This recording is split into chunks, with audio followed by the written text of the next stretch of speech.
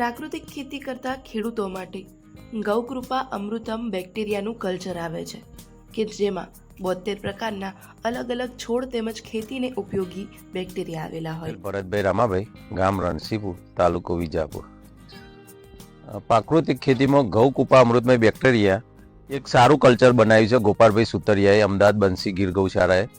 એમાં બધા જ પ્રકારના પોષક તત્વો જે છોડને જોવું એ બધા પોષક તત્વો મળે. Nitrogen, phosphorus, potash, magnesium, boron, કોઈ પણ બહારથી લાવવું પડતું નથી.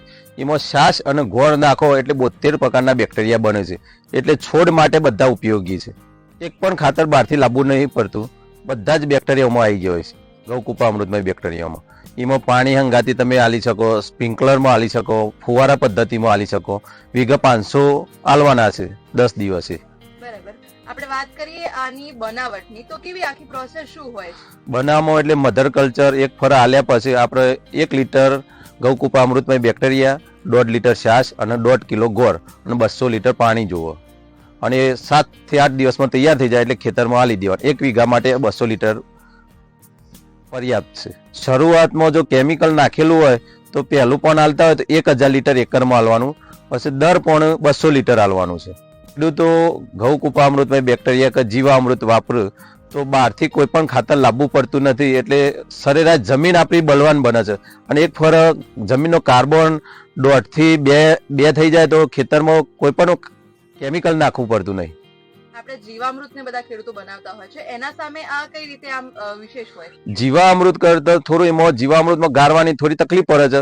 ગૌકૃપા અમૃતમય બેક્ટેરિયામાં મારા પાસે આ 2000 લીટરના ટાંકા છે. એમાં 5 લીટર છાશ નાખું છું, 5 લીટર ગોળ નાખું છું. એટલે તૈયાર થઈ જાય. 6 થી 7 દિવસ મારે 2 એકર ઘઉં છું એટલે 1000 લીટરનો ટોકો ચરાવું છું.